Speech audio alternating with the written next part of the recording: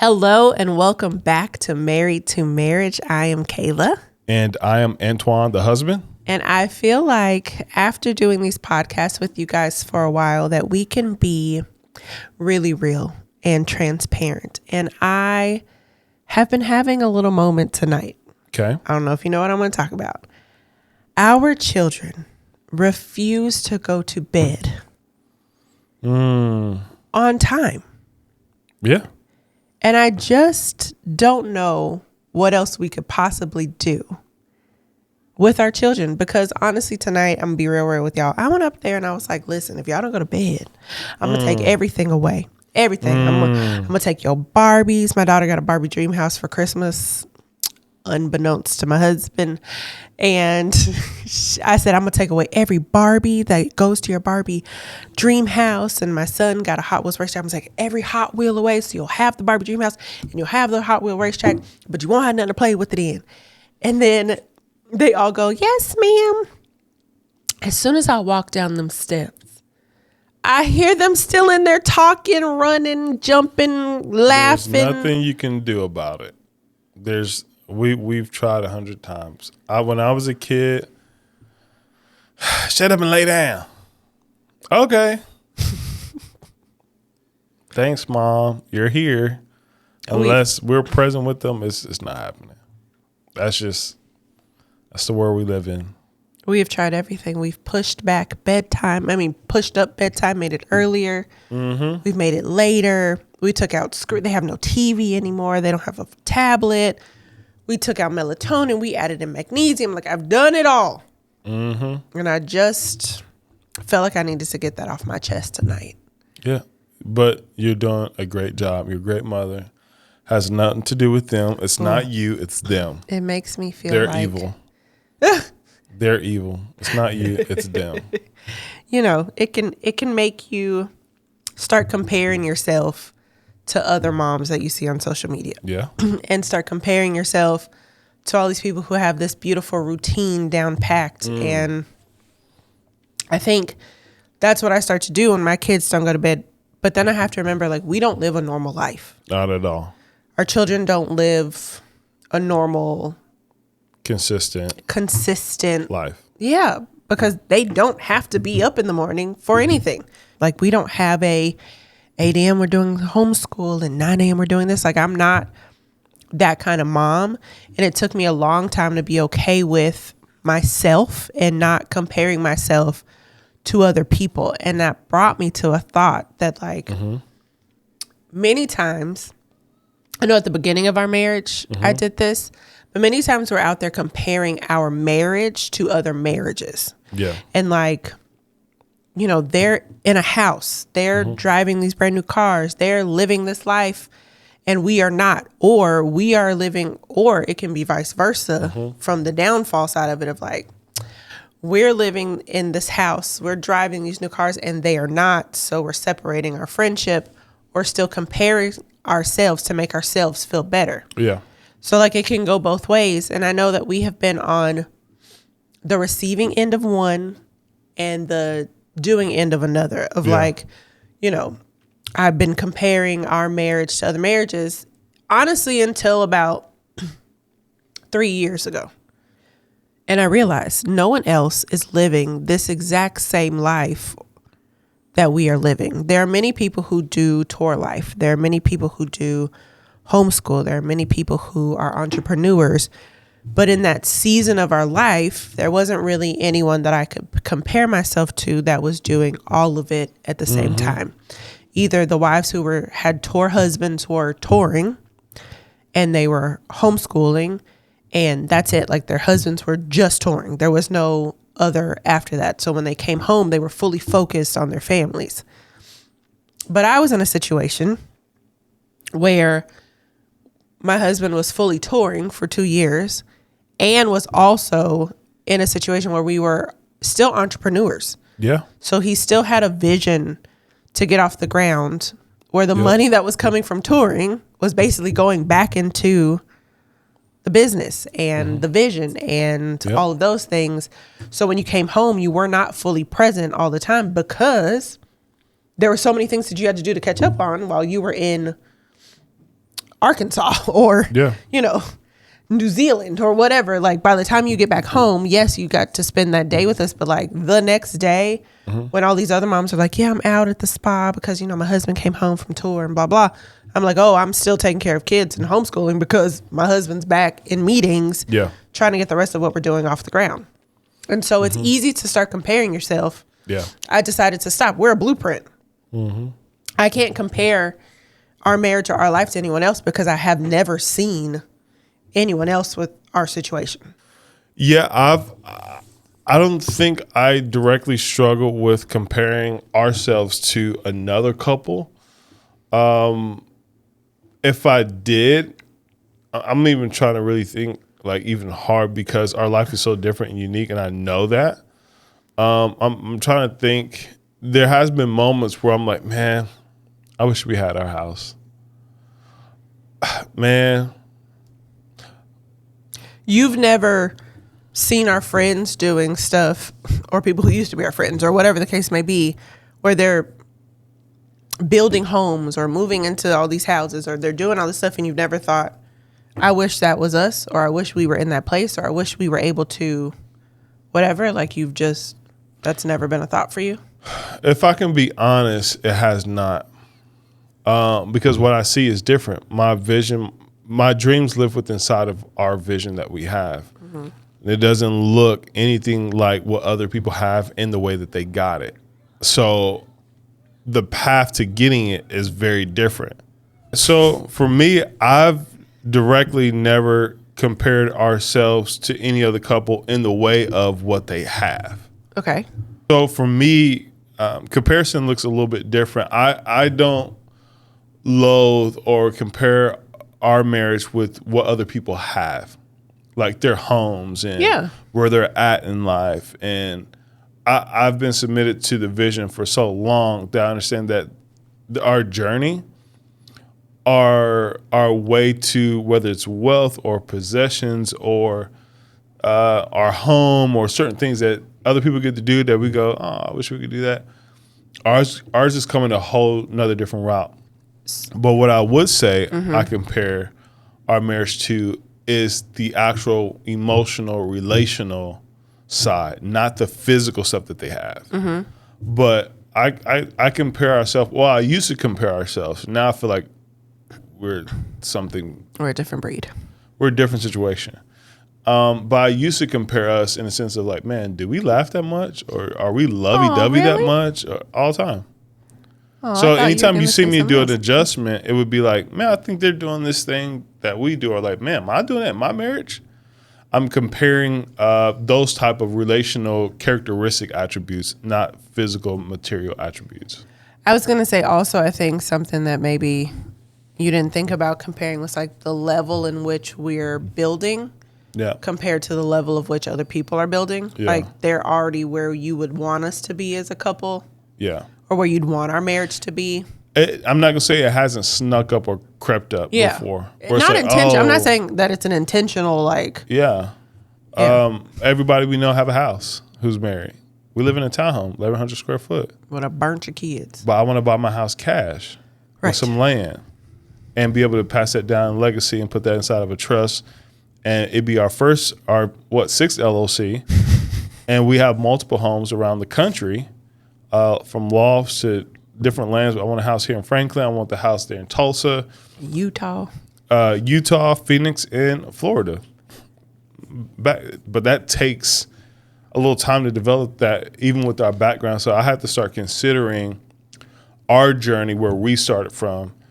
I can't say, everybody wants to get to Florida because the weather's great. Some people live in Georgia, boom. Some people live in Oklahoma, it's easier. Some people really like the cold. But what I'm saying is we're starting in Seattle. Yeah.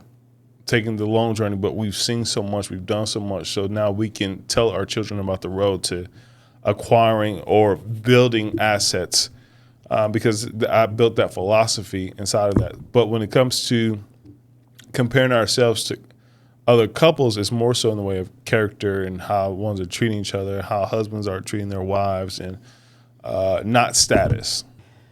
Yeah, I was going to say, I think a lot of times maybe you're not comparing our marriage as like materialistic things. And I do see what you're saying about like the relational equity, but I think sometimes it was like a comparison of like, well, their wife is doing this. Why can't you support me like this? Or their wife says this and does this and blah, blah, blah. And you're trying to see where I could be. Like their wife is fully immersed in their, this was a couple years ago. Like it's been a while. I feel like I've brought myself up, but like I feel like there was an era of time where you would be like, their wife is doing XYZ, why aren't you doing XYZ? You know what I mean? Do you know what I'm talking about? I think so. Do you know what I'm talking about? Can you give me a prime example that we can bleep out? There are times that you saw like, I don't know, Coach Bert's wife is like, she's right by his side and she's doing blah, blah, blah. And you felt like I wasn't doing that. Or like, they still have small kids and they're able to do whatever. And you're not doing that. Do you know what I mean? Yeah. Okay. You want to speak on that a little bit? Okay. So you've heard me forever, and it's not really a comparison, it's a realization. There's characters and attributes that I personally believe that if you ever heard of the term or the phrase, the law of attraction, you are what you attract. If you ever heard of the term law of attraction or you are what you attract, it's usually because of what you believe. And so if I admire another couple who I see inside of our vision, what it kind of looks like, it's not what she looks like primarily. It's not even what she has, but it's who she is inside of the overall vision. Let's take Coach Burt and his wife. Not saying that they're perfect, because I know their story. They've been through hell and high water. They've been through a lot. But one thing I've seen with women who have these type of men, kind of like myself, who are visionaries, who are entrepreneurs, and who can become monstrous and dangerous in our own right, is their ability to still build the vision even when they're hangry, even when they fully don't understand, and they represent it well. And so with you, there's been several conversations where, because you didn't believe in you couldn't believe in me. You couldn't even believe in the vision. And that trickled all the way down. And I was trying to figure out why. You see the dreams I'm throwing out. You see the vision I'm throwing out. I know it may seem lofty a little bit. But when I see certain women with these characteristics, the first thing I do in my world is I say, man, this is the type of woman I want my wife to be around. There's some things you need to model off of that. So it's not like man, I wish my wife was like that. It's like, no, wait a second. How can I get my wife around her to where that rubs off, to where you can hear the language, where you can be inspired, where you can start to believe differently? Because usually you're the sum of the 5 people you hang around with the most. Now, we both know the people you talk to hang around the most, and they're usually very close to you because you're very homebody, you're very small inside of your personal network. But where we're going, it requires you and I to become someone different, to do the things we've never done, to achieve the things we've never been able to achieve, to have what we've never had before. And quite frankly, doesn't exist on either side of our family. That takes becoming somebody different. You see me morph into a different man every season because I'm more not like, oh, I'm bipolar. It's like, no, I'm forming into the person I said I wanted to become, because this vision requires me to become this person. Because in the vision, I'm 30 pounds lighter. Right now, I'm 30 pounds heavier. In the vision, I'm well more poised, and I'm slow to reacting. I'm responding. It's just different. So when I compare, it's not out of what we're not, but it's who we could become, and how we can have models of that. So when I compare, I think it's a healthy comparison. I think there's a healthy comparison, and I think there's a negative comparison. Yeah. That negative comparison will drive you to want things that you can get, to loathe, to desire things that you shouldn't have, because you don't want to pay the price that they got to get it the way that they got it. That's what I was going to bring up next, was sometimes when we're comparing our marriages or comparing ourselves to other people, we don't really know what they have been through to get to where they are. And a lot of times we're comparing a testimony, but we didn't have to see the test that they went through to get there. Yeah. And a lot of us would not go through the test that couple went through in order to get to where they're able to talk about their testimony. And also, what did they compromise? You got to think about it. If you see a couple married, it can be pastor's first lady, it can be the president and the first lady again. Anybody that you see that you may admire, and they're in a position like, man, I wonder if we can ever be there. It's possible, but the price you pay, the road that you take is going to be very different. And you should hope that it's going to be very different. Yeah. Because even though it may look good on the outside, you don't know what they're talking about at the house. You don't know that they're sleeping in 2 different rooms. You don't know the lust that's happening between them towards other people. They own all this property, and she live at one, and you live at the other. Yeah. And my comparison starts to slow when I'm like, oh, people have all this stuff, but wait a second, you're getting a divorce. Yeah. Wait, you don't even respect that man. Yeah. Wait a second, you looking at her like you look at any other woman. Yeah, so, I think it's something that we have to think about. Like, a lot of times in comparison, it can be a negative. Social media does not help with this at all. Mm-hmm. Because what social media is just a highlight reel of other people's lives. And it doesn't show the nitty gritty dirty of what they had to do. Mm-hmm. It shows the smiles on the screen, but not the argument off screen. Yeah. It shows the big, beautiful house, but not the dirty rooms. Yeah. You know what I mean? Yeah. Like, social media is really bad in this day and age. I think when we were, I keep saying growing up, but like, we closer to 40 than we are to 20. So for sure, growing up, we didn't have, social media wasn't what it was now. Mm-hmm.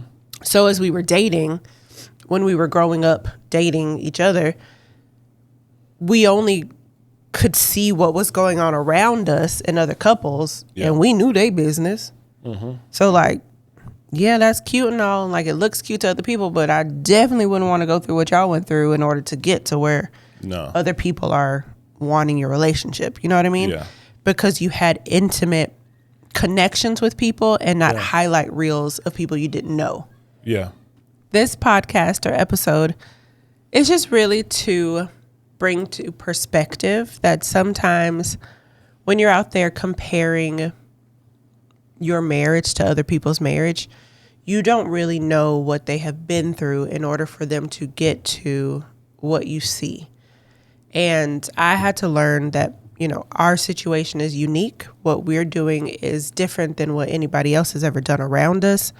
We don't have a blueprint for us to be able to see other couples who are doing what we're doing with building a vision, moving away from familiarity, traveling with our children, homeschool. Like, everything we do is something new for us and something new that the world hasn't maybe seen before. Mm-hmm. And if they have, I just don't know you yet. So I would love to meet another wife who is going through the same things that I am going through so we can form an alliance. Okay. Because sometimes it's hard to be doing something for the first time, especially something for God and standing out and doing something for the kingdom that no one else has ever seen before. Yeah. And so let me reconstruct this a bit right here. I feel like this is like the end. Every one of these podcasts, what was going to make all these podcasts valuable. There's a couple different reasons why you're comparing your marriage to other marriages. One, you're too focused on the wrong thing, and it's easy to focus on social media. Hear me correctly. There's so many comedic, entertaining aspects of social media, but one thing we both know about social media is that we only get the cute stuff. Mm-hmm. We on vacation together. Oh, we lost weight together. Oh, we made $1 million, badillion dollars. And you're like, wow, they doing it big. Wow. And it was like overnight. Yeah.